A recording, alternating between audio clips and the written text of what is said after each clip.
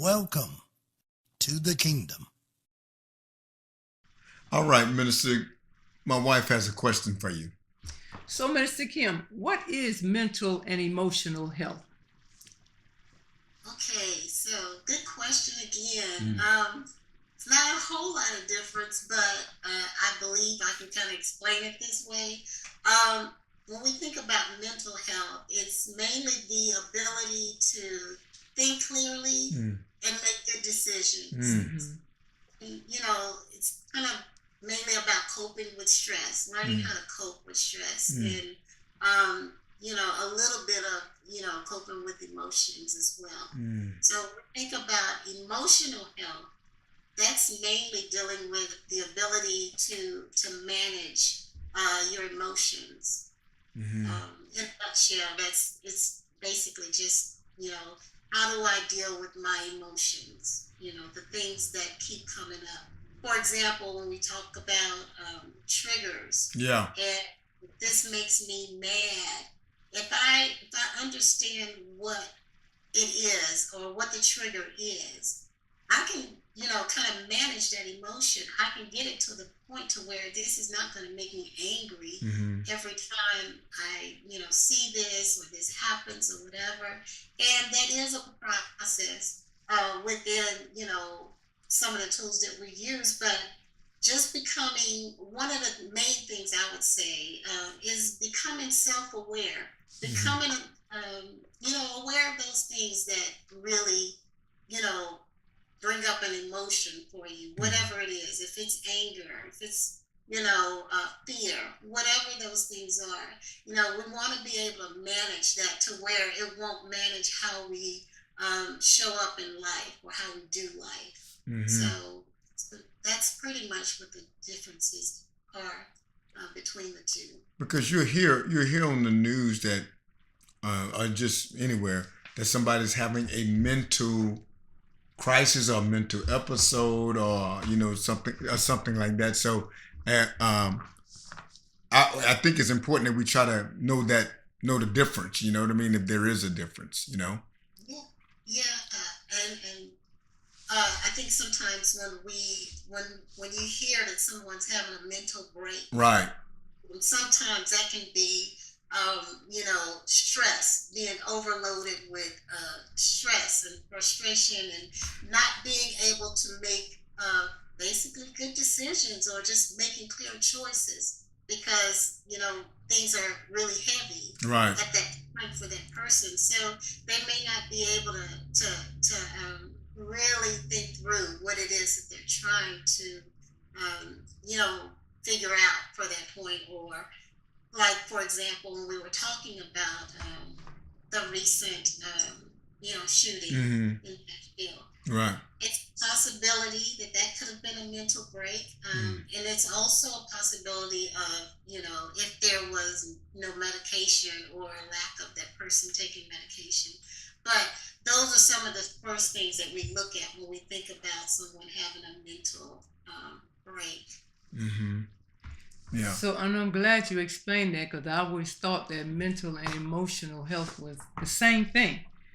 They're kind of sort of though, aren't they? They're kind of sort of, right? So how do you approach? Do you approach it the same when you're counseling because they are similar? They're not the same. We know they're not the same now, but they are similar. In your explanation, they're kind of similar. So how do you approach that in counseling someone that has mental health versus someone that has emotional health? Well, I think it all depends on what they bring to the room. And when I'm sitting with someone and I'm listening to whatever the issue is that they're dealing with, and so as we have the conversation, it's not necessarily that I can say this is one or the other, but what I usually try to do then is try to help them kind of understand what it is that they're going through. To kind of say, okay, let's see, what do you think this is basically? What is going on in your from your perspective? And so I try to at least approach it from that direction so I can know where their thoughts are. And there may be a situation where they're not thinking So I help them try to look at it from different lenses. I don't necessarily say you're having a mental break. Yeah, Anything like that. So, yeah.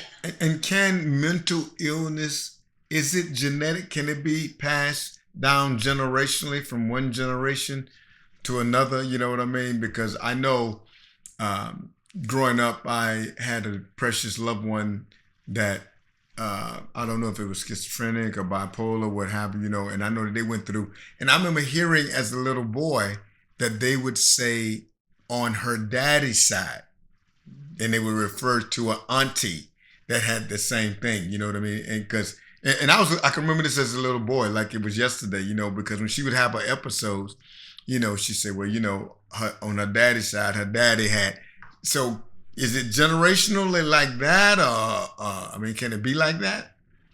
Yeah, it can be genetics. It can be passed down through from one family member on down to the next generation. That's definitely a real thing. Mentally, mental and emotional can be passed down.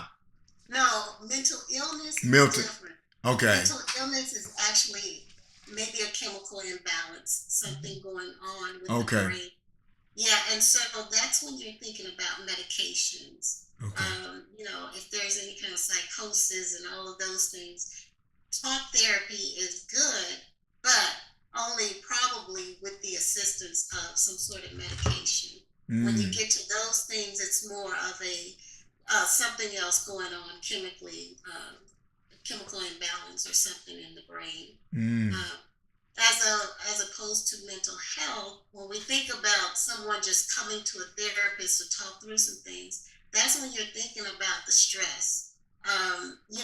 That can come to a level of where they can't really take that, or we can't take that. But we're dealing once again with those issues of whether it be our anger, unforgiveness, those things. That's more of a mental health, emotional issue. As opposed to a mental illness. Okay.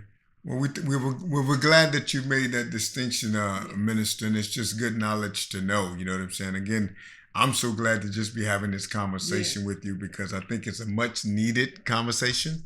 And as you know, a lot of cultures, it's something that we don't like to talk about, but it's still staring us in the face. So I thank you for your expertise on this. And we want to thank those of you that's joining us on each one of these episodes. Stay tuned for a couple more episodes here with Minister Kim. Love, peace, and blessings, beloved.